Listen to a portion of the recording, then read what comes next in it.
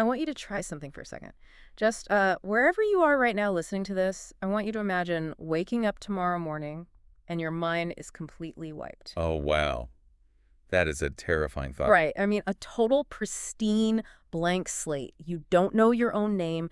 You don't know the city you live in. You're just totally untethered. Exactly. You don't recognize the face of the person sitting right next to you, looking at you with tears in their eyes. All your memories, like your embarrassing moments, your greatest triumphs, your favorite movies, just gone. It's the ultimate nightmare for most people. It is. Ugh. But underneath that terrifying void, there's this lingering, warm sensation, a deep, instinctual feeling of being loved. Oh, that's really interesting. So not just fear, Right, you don't know who loves you or why, but the feeling itself is undeniable. which creates this immediate psychological paradox. How do you mean? Well, on one hand, you have the ultimate existential terror of ego death, right? The you that you know has been completely erased. Yeah. Yet simultaneously, your nervous system is broadcasting a signal of profound safety.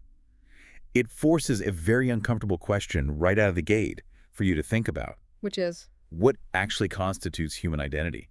I mean, if we strip away the biographical data, the names, the dates, the addresses, is there a fundamental core essence that survives? Man, that friction between terror and comfort is exactly what we're exploring today on this deep dive. It's such a rich topic. It really is. We are looking at a fascinating piece of source material titled The Girl Who Forgot Everything. Such a great title, too. Yeah, and the twist here is that this isn't just a short story or, a standalone fiction project. It is actually the 9th lesson in a series called Bedtime Story Learning English. Which completely alters the lens through which we have to analyze the text. Oh, totally. Because we are no longer just looking at narrative structure. We really have to evaluate pedagogical strategies, psychological manipulation, and sensory design. My initial thought when reading this was that it operates almost like a massive serving of vegetables blended into a sweet fruit smoothie. That's a perfect way to describe it. Right, Yeah. because the creator is attempting to deliver a highly structured, functional language learning tool for beginners. The vegetables. Exactly. But they've disguised it as this intensely gripping, romantic fantasy mystery, all while wrapping it in the auditory aesthetic of a sleep-inducing bedtime narrative. And the smoothie analogy works so well because it speaks to the concept of cognitive resistance. Break that down a bit for us. Sure. So when an adult sits down to learn a new language through rote memorization, like staring at flashcards or repeating verb conjugations, the brain naturally resists. Because it's boring as hell. It is incredibly tedious. But more importantly, adult language learners often suffer from what linguist Stephen Krashen called a high affective filter. Affective filter. Okay, what is that exactly? Basically, they feel anxious, self-conscious, and frustrated by their inability to express complex thoughts with a really limited vocabulary. Oh, I've totally been there. You feel like a toddler.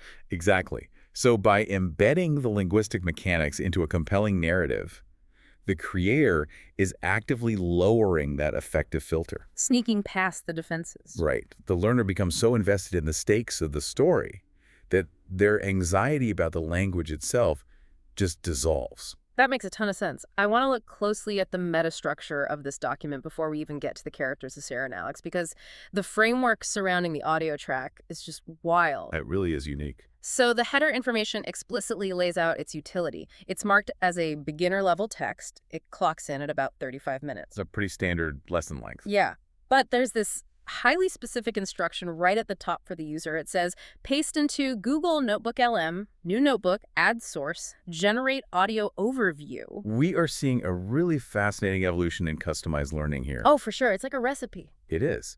This text operates as a prompt designed specifically to be fed into an artificial intelligence tool, which then synthesizes the audio experience on demand. It leverages text-to-audio technology to create a bespoke lesson. Precisely. It's fully leaning into modern tech to deliver the content. But I find the genre pairing completely counterintuitive, though. I mean, the header lists this as a romantic mystery. Right. And as we'll see later, it involves secret underwater cities and shadowy villains. Very high stakes. That sounds like a high-octane blockbuster. If the goal is to create a bedtime story to help someone sleep, why inject adrenaline-pumping stakes? It seems counterproductive at first glance. It does. To me, that feels akin to chugging a double espresso before trying to meditate. Wouldn't a beginner English learner just lie awake, stressed out by the plot. Well, there is a careful balancing act happening between the content and the delivery mechanism. Okay. The script contains explicit stage directions that counteract the tension of the plot. Oh, the audio cues. Yes, the very first hook instructs the narrator to use a soft, gentle voice paired with quiet, emotional music. I noticed that. And later scenes specify quiet beeping and soft morning light. The auditory wrapper is actually designed to trigger the parasympathetic nervous system. Which is the rest and digest state, right? Exactly. The tone of the delivery acts as a buffer against the intensity of the narrative. So it tricks your body into relaxing even while your mind is engaged. It goes deeper than just a buffer, actually. Think about cognitive load theory. Okay, lay it on me. If the story is too ambient, too eventless, the beginner learner's mind will just wander. Or they will simply fall asleep before they've engaged with the target vocabulary. Because there's nothing hooking them. Right. The mystery plot, the amnesia, the romance, acts as a cognitive anchor. Oh, that's brilliant. It keeps the listener's brain just active enough to continue processing the English syntax without tipping over into physiological stress. So they're kept in this liminal space of relaxed focus. Exactly. It's a very narrow tightrope to walk, but it's incredibly effective when done right. And the creator leaves nothing to chance when it comes to the educational utility either. No, they are very deliberate. At the very end of the document, there is a dedicated vocabulary section pulling out specific words used in the lesson. Words that are crucial for the plot, too. Yeah, words like amnesia, temporary, gradually, purpose, permanent. And what's really interesting is that this specific source document provides translations for these words in Bengali script. Which is a huge detail. That scaffolding reveals a lot about the pedagogical method here. How so? Well, the immersion of the 35-minute story is the primary learning vehicle, but the vocabulary list acts as a failsafe. Like a safety net. Yes, it acknowledges that the learner is a beginner. If the contextual clues within the story weren't enough for the listener to grasp the meaning of a word like gradually, The direct translation is right there to cement the concept afterward. precisely, it removes any lingering frustration. Let's actually look at how the story begins and how it hooks that learner. We hear those ambient hospital sounds. The quiet beeping. Yeah. A woman named Sarah wakes up after a terrible accident, suffering from temporary amnesia. A man named Alex is sitting beside her bed. Setting the scene. She doesn't know him, and he has to explain that he is her best friend. The doctor warns Alex that her memories might return gradually through familiar objects, or it might take much longer. And you know, the narrative choice to start with a protagonist who has a complete blank slate is not just a soap opera trope. No. Not at all. It is a mirror reflecting the listener's own psychological state. Wait, how do you mean? Consider the vulnerability of the beginner English learner. They enter a linguistic environment where they feel completely disoriented. Stripped of their usual tools. Exactly. Stripped of their ability to communicate their identity and lacking the quote-unquote memory of vocabulary to understand their surroundings. Oh, wow. Sarah is experiencing that exact same profound disorientation. Right. The listener instantly bonds with the protagonist because they are both starting from zero. They are navigating a confusing world together. I hadn't even considered that parallel layer of vulnerability. Sarah has to painstakingly learn who she is, mirroring the listener painstakingly learning the language. It's a really elegant metaphor. It is, and the way Alex attempts to rebuild Sarah's identity is incredibly specific. He doesn't give her a broad biographical summary. Let me read this excerpt. Go for it. He tells her, "Your name is Sarah, Sarah Choi. You are 28 years old. You love libraries and old maps and coffee that is far too strong and mystery stories that keep you up too late." The structural rhythm there is vital for a beginner text. It's very punchy. It's a series of simple, declarative sentences, which is easy to digest, but they carry immense character weight. It reads exactly like someone handing a new player a character sheet in a tabletop role-playing game. Yes. Like, here are your stats. Level 4 rogue, loves old maps, weak against bad coffee. That's a great analogy. But what really stands out is Sarah's reaction. She says, that is very specific. She's a bit overwhelmed. Yeah, and even though her mind is completely devoid of facts, she tells Alex that the moment she woke up and looked at him, she thought, this person is safe. Such a powerful line. It really is. She explicitly admits she doesn't know why she thought it, she just felt it. And here we are seeing the text explore the neurobiological difference between declarative memory and implicit emotional memory. Okay, let's unpack that. Declarative or episodic memory, which is the ability to recall names, dates, and specific events, relies heavily on the hippocampus. The brain's filing cabinet. Exactly. When the hippocampus experiences trauma, those files become temporarily inaccessible.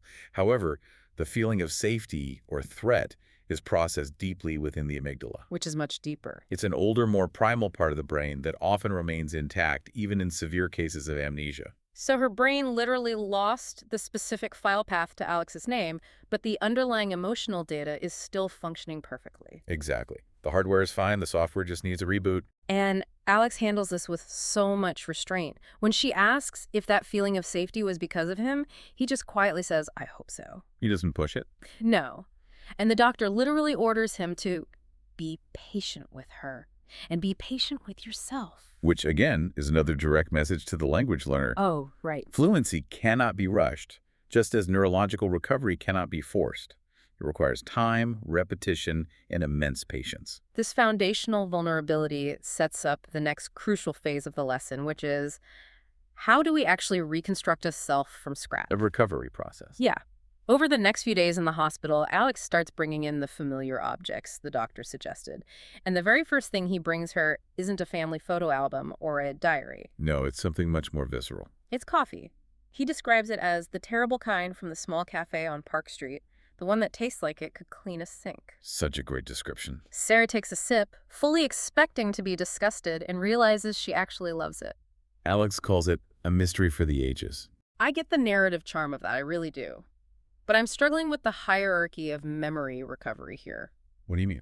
Well, from a functional standpoint, why would Sarah's brain prioritize remembering her bizarre preference for industrial-strength coffee over recalling her own last name? It seems backwards. Yeah.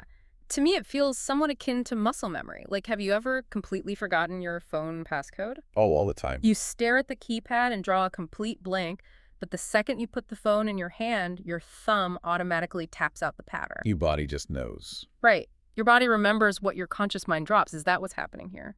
Muscle memory is a decent entry point, but what we are actually discussing here is closer to Proustian memory. Proustian memory. Like the Madeline cookie. Exactly. It's driven by the unique architecture of our olfactory and gustatory systems. The senses of taste and smell have a direct neurological superhighway to the limbic system, specifically the amygdala and hippocampus. So it bypasses the normal routes. Yes, it completely bypasses the thalamus, which acts as the relay station for our other senses like sight and sound. Why would evolution wire us that way? Think about survival.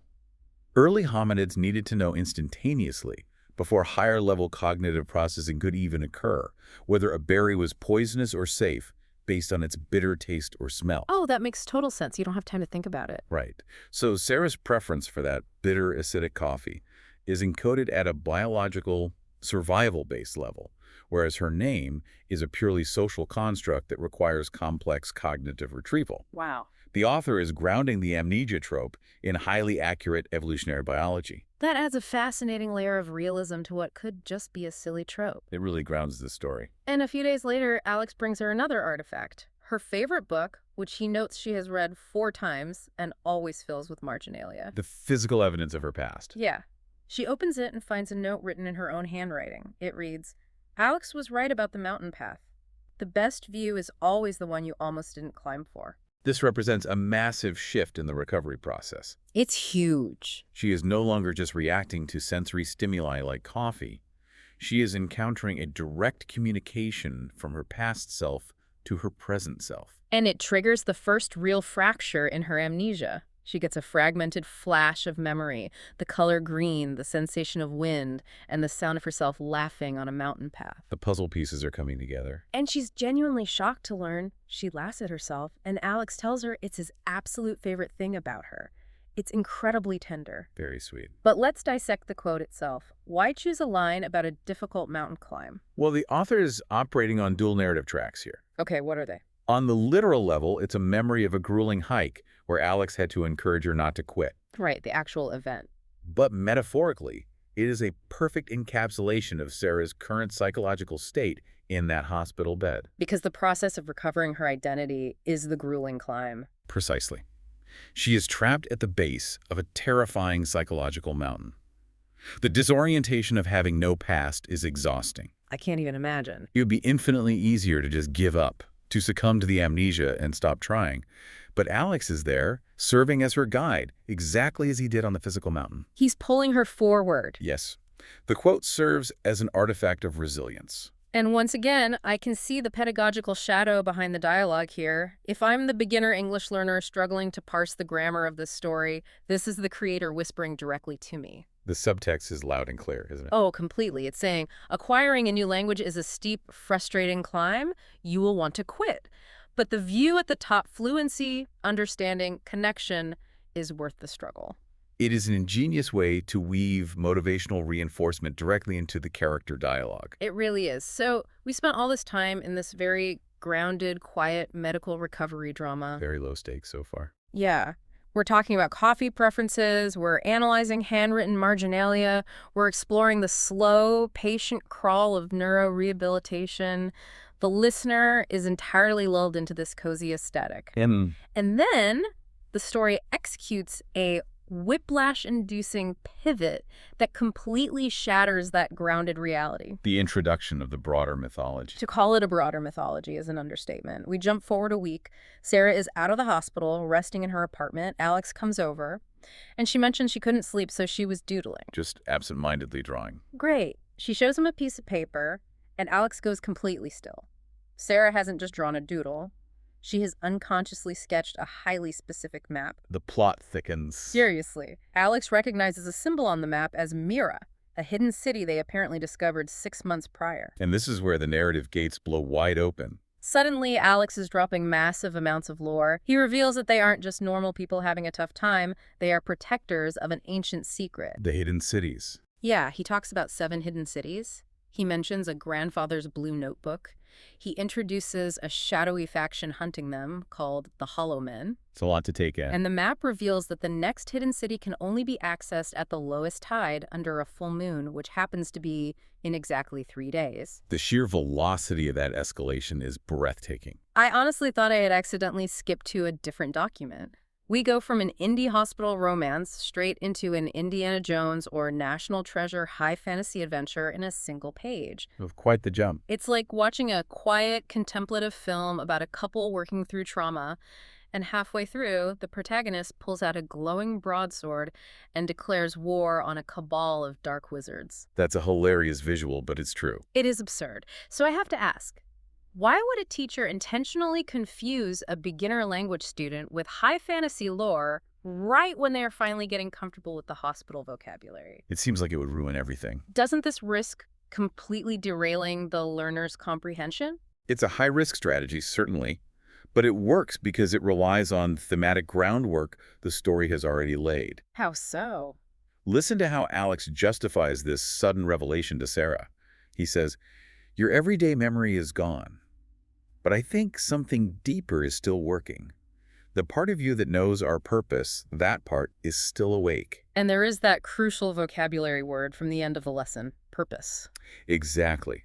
The text leverages words like purpose, ancient, and unshakable to bridge the gap between the grounded amnesia and the epic fantasy. Ah, I see. From a psychological standpoint, the author is exploring teleology. Teleology. Define that for us. It's the study of purpose or design. Our brains don't just store trivial facts, they organize our lives around fundamental goals or missions. Viktor Frankl wrote extensively about how meaning and purpose are the primary drivers of human endurance. The author of Man's Search for Meaning, right? Yes, the author here is suggesting that Sarah's ultimate purpose, protecting these ancient secrets, is stored in a more foundational, uncorruptible part of her psyche than her episodic memory. That is fascinating. When the noise of her daily routine was wiped out by the amnesia, the signal of her true destiny was finally clear enough to broadcast.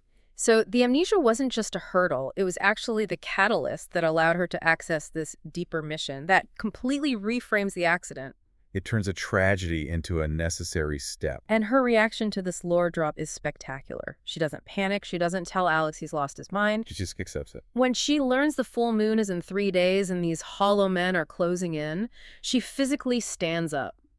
The text notes she is stronger and more certain than she has been since waking up. A total transformation. She demands Alex tell her everything on the way, stating, "I may not remember our past, but I remember our purpose. Right now, that is enough. It is a phenomenal reclamation of agency. Oh, absolutely. She sheds the passive role of the confused patient and actively embraces her identity as the protagonist of this epic narrative. Alex just smiles and says, "There you are." She asks, "Was I gone long?" And he replies, "Too long." It's a perfect, punchy exchange. Great dialogue.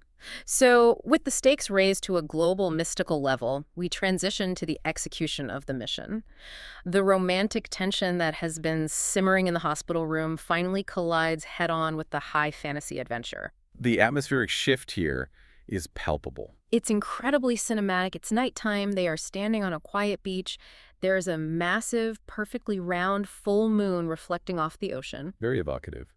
The tide is actively pulling back. Alex asks Sarah if she is truly ready for this, because they are about to literally walk into the sea to uncover an ancient city. High stakes, high tension. Sarah replies that somehow it feels completely normal. But then she drops an emotional bombshell. The dam on her episodic memory finally breaks. She tells Alex that her memories have been returning in fragments like a puzzle finding itself. She vividly remembers the specific day they discovered Mira, the first hidden city. The pieces are clicking together. She remembers the golden light of that day, the feeling of finally coming home. And most importantly, she remembers looking at Alex in that moment and thinking, "I am so glad it was you." Wow. She is confessing a profound cosmic love for him right there on the moonlit beach. It is the emotional zenith of the lesson. The learner has been waiting for this resolution since the hospital room. Right. But look at what actually happens next. After this massive emotional breakthrough, standing inches away from each other in front of a magical ocean staircase, they mutually agree to hit the pause button on their romance. It's wild. Sarah says, "We can talk about everything after, when this is done, when all 7 cities are found, when Thomas is free, when the Hollow Men are stopped, after all of it." And Alex just accepts it. Their emotional discipline is staggering. It's maddening. It is the exact equivalent of playing a massive 100-hour open-world video game, standing right outside the door to the final boss where the emotional climax is waiting, and saying, "Wait, let's pause. I need to spend the next 3 weeks finishing all 400 minor side quests first." That is exactly what it feels like. Why in the world would the creator delay the gratification right at the peak of the tension? Well, this is where we see the brilliance of serialized narrative design applied to language learning. Explain that. What Sarah just did, under the guise of character dialogue, was provide the listener with a structural roadmap. She laid out a highly specific checklist. Find the remaining 6 cities, free Thomas, stop the Hollow Men. Wait, who on earth is Thomas? He hasn't been mentioned once before, this exact moment. Exactly. The sudden introduction of Thomas is a classic open loop technique. Open loop, like leaving a thread hanging. Right. In psychology, there is a phenomenon known as the Zeigarnik effect, which dictates that the human brain remembers uncompleted or interrupted tasks far better than completed ones. That explains so much about how television shows work. It's the secret to binge watching. By leaving the romance unresolved, and by dangling these massive unanswered questions like the identity of Thomas and the nature of the Hollow Men, the author is intentionally creating cognitive itch. Oh, I see. If Alex and Sarah kiss on the beach and confess their undying love, the tension resolves. The brain closes the file. Precisely. If the narrative feels complete, the beginner English learner might feel satisfied with their progress and simply stop engaging with the material. They'd never come back for the next lesson. They might never listen to lesson 10. By delaying the romantic gratification, the creator guarantees that the learner has a burning emotional need to return. That is so smart. The romance provides the emotional anchor, while the fantasy checklist provides the narrative velocity. It is a retention engine fueled by suspense.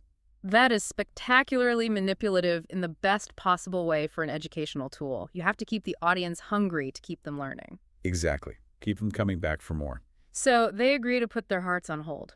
Sarah points out toward the water. The tide has receded far enough to reveal ancient stone steps, covered in glowing symbols leading down into the dark water. Such a cool image. Alex identifies the second city as Thessia. They take each other's hands and they step forward, descending into the moonlit ocean together. And as a listener, you expect a smash cut to black. Roll credits. That would be the traditional ending. But the creator doesn't end it there. No, the narrative actually breaks the fourth wall, in a sense, and returns to the metastructure we discussed at the beginning. The quiet emotional music swells back up.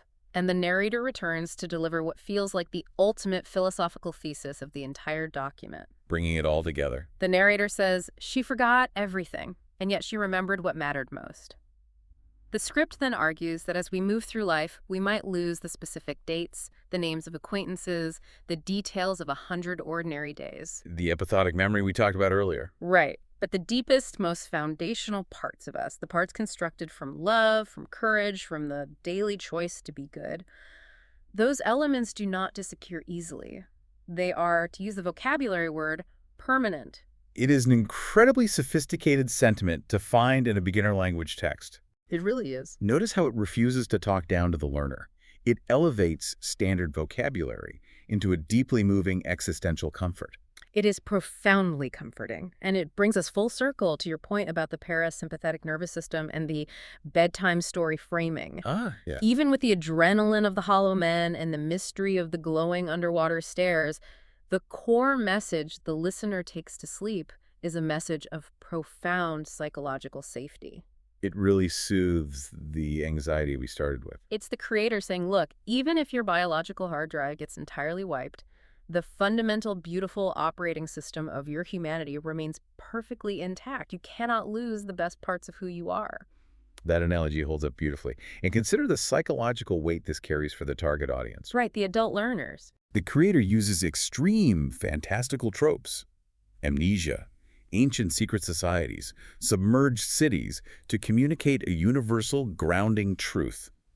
Every adult listener, regardless of their native language, grapples with the fear of cognitive decline, the trauma of loss, and the terrifying prospect of losing their identity as they age. We all have a deep-seated fear of forgetting who we are or being forgotten by those we love. Yes, and this narrative directly validates that fear, but offers a powerful counter-narrative. Your core essence is untouchable. It's a very reassuring message. It whispers to the listener in the dark. You are built from love and courage, and that is permanent. And what makes this truly masterful is how the creator transitions this philosophical comfort into a final, actionable, pedagogical step. The call to action at the very end. Exactly. The narrator directly asks the listener to comment below the audio track with the one single memory they would never want to lose before whispering a final good night. It's so gentle you almost don't realize you're being assigned homework. It is the utilization of the generation effect in cognitive psychology. The generation effect. Tell us about that. Information is better remembered if it is actively generated from the learner's own mind rather than simply read or heard. Oh, because you have to work for it a bit. Right. The listener has just passively absorbed 35 minutes of English syntax and vocabulary. Now, while they are in this highly emotional, reflective state, they are prompted to synthesize their own thoughts and actively produce language in the comments section. It bridges the gap between passive comprehension and active communication. Exactly, and it's all centered around a deeply personal emotional core. It is a brilliantly constructed piece of media, top to bottom. To summarize this incredible journey we've been on, we started this deep dive in a sterile, quiet hospital room with a woman who had been completely stripped of her identity. A total blank slate. We examined the neurobiology of terrible sink-cleaning coffee and the metaphorical weight of handwritten notes and dog-eared books. We experienced a whiplash genre pivot into a secret war against the mysterious Hollow-Men. Quite the ride. And we ended up standing on a beach, holding hands, descending down glowing ancient stone steps into a silver moonlit ocean, all while secretly completing a beginner's English vocabulary lesson about permanence and purpose. It proves that educational material doesn't have to be sterile. Not at all. When it respects the intelligence of the learner and refuses to be boring, it can be truly transcendent. I couldn't agree more. So as we wrap up, I want to turn this back to you, the listener. As you go about your day, or as you're lying in bed tonight trying to fall asleep, I want you to think about the physical artifacts that anchor your own life. The things that make you, you. What are your specific, bizarre sensory triggers? What is your personal version of that terrible Park Street coffee? What is the equivalent of that handwritten note that defines a specific, difficult climb in your own history? Taking the time to recognize those artifacts is a profound way of mapping the architecture of your own identity. Which leads me to a final, lingering thought I want to leave you with, building on everything we've unpacked today. Let's hear it. If you were to wake up tomorrow morning with your episodic memory completely erased, no name, no biographical history, no facts to rely on, what is the one unshakable feeling, instinct, or habit that would ultimately guide you back to your true self? And here's the real question to ponder. Would that underlying instinct guide you back to being exactly the same person you are today? Or would that pristine blank slate finally give you the freedom to become someone entirely new? Think about it. We'll catch you on the next deep dive.